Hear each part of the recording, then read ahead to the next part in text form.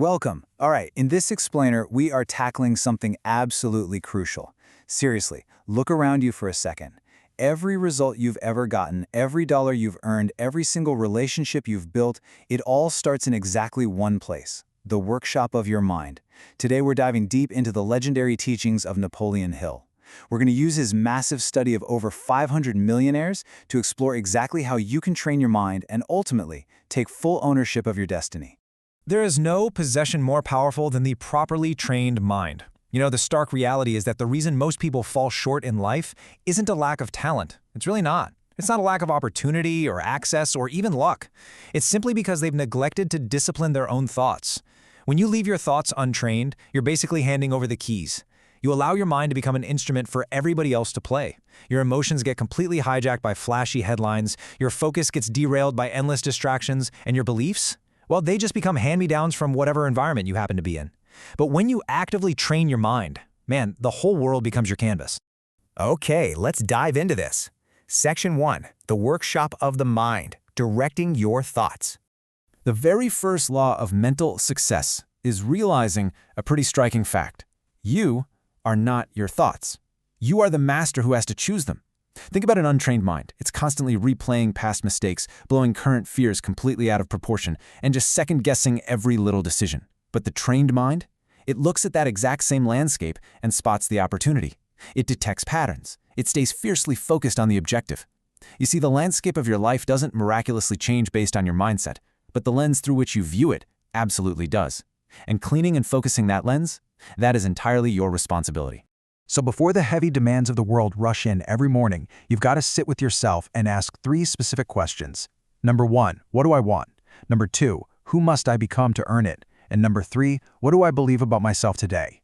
Napoleon Hill famously called this establishing a definiteness of purpose. And listen, these aren't just feel-good, fluffy questions. These are direct, coded instructions you are literally handing to your subconscious mind. If you don't set this intention early on, trust me, the world is going to set it for you. Now, doing this daily reflection triggers a profound psychological law called auto-suggestion. Every single idea, emotion, or phrase you repeat to yourself, whether you realize you're doing it or not, sinks right into your subconscious and effectively becomes a command. Hill noted that titans like Thomas Edison used this kind of relentless internal programming to push past thousands of failed experiments. Your self-talk acts as an absolute law. You have to speak to yourself as the person you are actively becoming.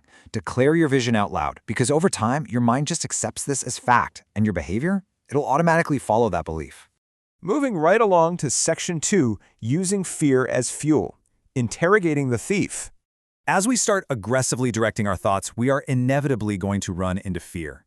Fear is the ultimate thief, right? I mean, it steals way more dreams than failure ever could. But here's the kicker. The goal isn't to eliminate it. That's literally impossible. The goal of the trained mind is to understand it and actually use it. You have to put it on the witness stand. Ask it, hey, what are you trying to protect me from here? What actual evidence do you have?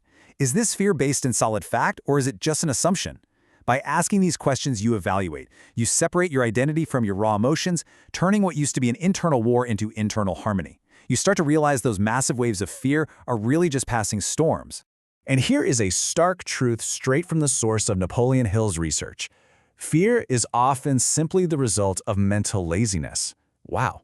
It's the default conclusion your brain naturally reaches when your mind is just left to drift without any clear direction. But when you train your mind, that fear actually becomes your fuel. The person who truly achieves success doesn't sit around waiting for fear to leave before they act. They act right through the fear. Because when your mind is trained to follow a purpose rather than an emotion, taking action becomes completely non-negotiable. Now, what's really interesting about this next slide is how we bring it all into the real world. Section 3, translating thought into action, the power of execution. Mastering your thoughts means absolutely nothing without sustained execution. Thought without application is like fire without fuel. It glows for a minute, and then it just completely fades away. The great tragedy for most people isn't ignorance, it's inaction. The untrained mind knows exactly what needs to be done, but it just defaults to hesitation, procrastination, and stagnation. The trained mind, on the other hand, defaults to execution. It doesn't wait around for the perfect conditions to magically appear. Actually, scratch that. It creates them through motion, treating stagnation as the absolute breeding ground for uncertainty. So how do we build this habit of relentless execution? Through proof. Your mind believes what you prove to it. Every single time you keep a promise to yourself, your mind gains a little more confidence. Every time you do the hard thing when it's incredibly inconvenient, your mind learns discipline. By visualizing outcomes and then actually taking action aligned with them, you literally rewire your identity. You shift from being someone who just talks about doing things to someone who finishes the whole shebang. And that, my friends, creates unstoppable momentum. All right, keeping that momentum going. Section 4, the power of daily discipline, guarding the mind. Once you start building that amazing momentum, be prepared. Your environment is going to aggressively test you. And not just through hardship, but through the really seductive temptation to just relax. Comfort is more dangerous than chaos. Let that sink in for a second. Chaos forces you to be alert and on your toes, but comfort whispers that you've earned a rest, that your growth is totally optional now. The true test of a trained mind isn't just how you perform when your back is against the wall. The real test is how you behave when you're full, maintaining a fierce sense of urgency even in times of absolute abundance. To guard your routine like this, you really have to embrace the 99% rule. Focus isn't just about intensity, it's about the ruthless elimination of distractions. The trained mind says no to 99% of things just so it can say yes to the 1% that truly matters. Every random distraction, every unnecessary task, every pointless argument online is a literal theft of your most precious asset, your time. You have to protect your time and your focus the exact same way a warrior protects their weapon.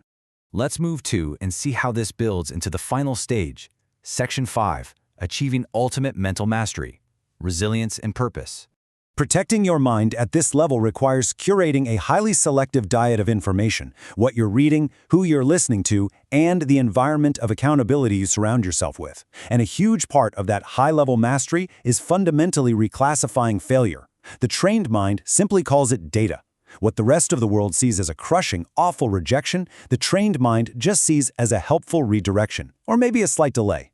Every setback is just a mirror showing you exactly where you need to adjust your approach. When things go wrong, the weak mind asks, why me? But the trained mind, it asks, okay, what's the lesson here? True mastery relies on a few core pillars. It all starts with an unshakable purpose as your compass, because when your purpose is crystal clear, quitting is literally no longer an option on the table. It requires emotional intelligence, meaning you feel your emotions, sure, but you filter them entirely through your purpose. It demands strategic rest, which means refueling your vessel rather than waiting until you totally break down. And finally, detachment. You have to be addicted to your daily standards and responsibilities, keeping your internal peace absolutely solid, regardless of whatever the external outcome happens to be. Ultimately, you don't pursue success, you produce it, from the inside out. True readiness is almost never built on a public stage. It's built in private, quiet, relentless daily effort.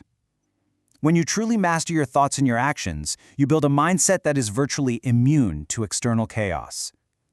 At that point, you're no longer just reacting to the world around you, you are actively creating it. I want to leave you with a really provocative question today. Think about your life right now. Think about your current challenges and your grandest, most ambitious goals. Will you adapt to your situation, shrinking down to fit whatever the moment hands you? Or will you train your mind, step up, and command the situation to adapt to you? The choice is entirely yours.